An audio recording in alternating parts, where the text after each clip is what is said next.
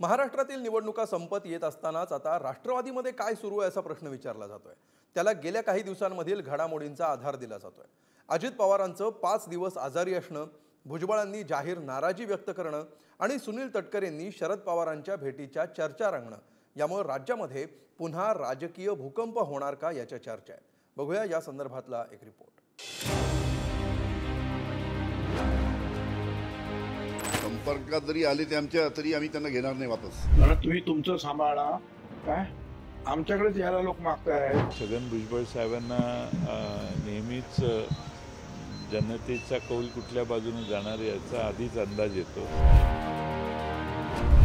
एकीकडे उपमुख्यमंत्री अजित पवार आजारी आहेत, दुसरीकडे मंत्री छगन भुजबळ नाराज असल्याच्या चर्चा रंगतात, तर तिसरीकडे सुनील तटकरे आणि शरद पवारांची नाशिकमध्ये एका हॉटेलात भेट झाल्याचं समजतंय।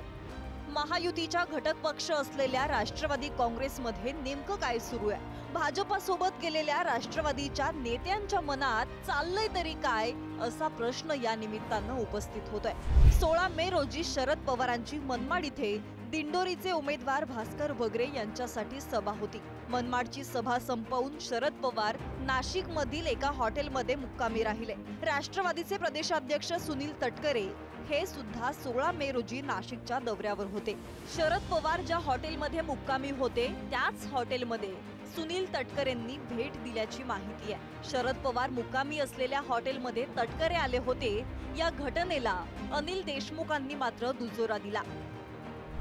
तटकर साहेब या हॉटेलला येऊन गेले असं कळलं, माझी भेट झाली नाही। आमच्या काही कार्यकर्त्याची भेट झाली, बाकी अजून कोणाच्या आमच्याच पक्षाच्या लोकांच्या आमच्या भेटी झाल्या। संपर्कात असेल का कोण? तटकरे साहेब आणि ही सगळी टीम संपर्कात आहे। संपर्कात जरी आले ते आमच्या तरी आम्ही त्यांना घेणार नाही वापस। माझी आणि शरद पवारांची, माझी आणि जयंत पाटलांची भेट होण्याचं काही कारण असू शकत नाही। रस्त्यावरनं प्रवास करत असतानाच, कारण मी खूप लांबून प्रवास करून नाशिकमध्ये पोहोचलो होतो। माझी पुढची मीटिंग ज्या ठिकाणी होतं तिथे वॉशरूमची व्यवस्था नव्हती, म्हणून कार्यकर्ताच गाडीमध्ये होता। त्याला विचारलं की इथे कुठे सोय आहे, मग तिथे एक हॉटेल होतं, तिथे गेलो, लक्षात आलं एमरेल पार्क आहे। याच तिथे वॉशरूमला गेलो, 3-4 मिनिटं थांबलो।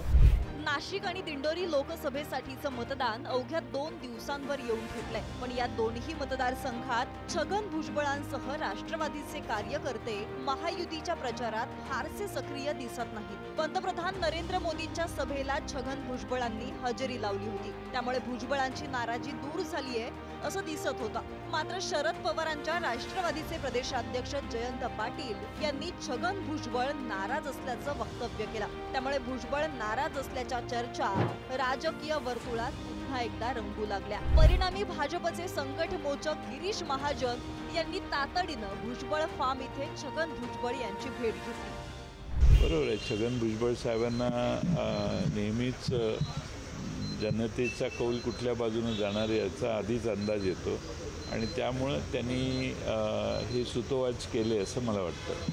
जे लोक आहेत जिल्ह्यामधले, जे लोकप्रतिनिधी आहेत, त्यांच्याशी आम्ही फोनवर चर्चा करत होतो, काही सूचना देत होतो। भुजबळ साहेब अनेक लोकांशी आता फोनवरून संपर्क केला आणि तिथले काय अडचणी आहेत वेगवेगळ्या तालुक्यातल्या हे आम्ही जाणून घेत होतो।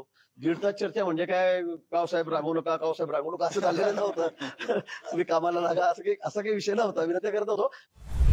दरम्यान 4थ्या टप्प्याचं मतदान पार पडल्यानंतर उपमुख्यमंत्री अजित पवार महायुतीच्या प्रचारात दिसलेले नाहीत। 11 मे रोजी झालेल्या सभेत अजितदादा पावसात भिजल्यानं ते आजारी असल्याची माहिती राष्ट्रवादीकडून देण्यात आली आहे। मात्र जेव्हा जेव्हा अजितदादा नॉट रिचेबल होतात अथवा आजारी पडतात तेव्हा राज्यात मोठ्या घडामोडी घडल्यात, हा आतापर्यंतचा इतिहास राहिलाय। त्यामुळे राज्यात पुन्हा एकदा चर्चांना उधाण आले।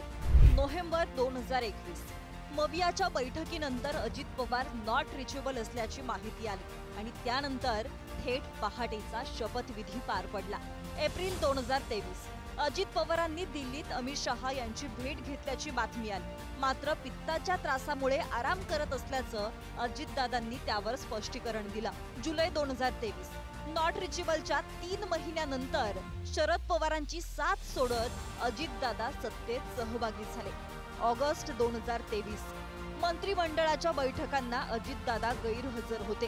पालकमंत्री पदावरून नाराज असल्याची चर्चा होती। ऑक्टोबर 2023 मराठा आरक्षणाचा प्रश्न पेटला असताना अजितदादा आजारी होते. त्यांना डेंग्यूची लागण झाल्याची बातमी समोर आली होती. मे 2024 प्रचार सभेवेळी पावसात भिजल्यानं अजित पवारांना थ्रोट इन्फेक्शन झाल्याची माहिती आहे. 4 तारखेनंतर ते होणार आहे. 4 तारखेला वेळ आहे अजून. स्वगृह येतील अजित पवार असं वाटतंय.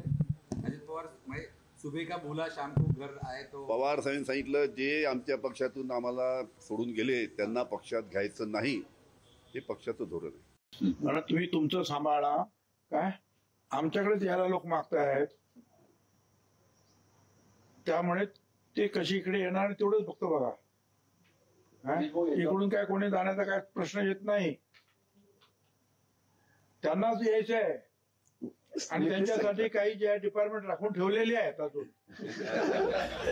राजकारणात कोणतीही गोष्ट अशक्य नसती हे गेल्या 5 वर्षात वारंवार सिद्ध झालंय. 4 जून नंतर राज्यात मोठे राजकीय भूकंप घडणार हे मविया आणि महायुतीकडून सांगितलं जात आहे. अशातच अजितदादांचं आजारपण, तटकरे शरद पवार भेटीची चर्चा आणि भुजबळ नाराज असल्याच्या बातम्या. त्यामुळे एकाच वेळी राष्ट्रवादीच्या 3 बड्या नेत्यांबाबत हा निव्वळ योगायोग आहे की आणखी काही, हे लवकरच स्पष्ट होईल. खुशाल पाटील सह किरण ताजणे, बुधारी न्यूज.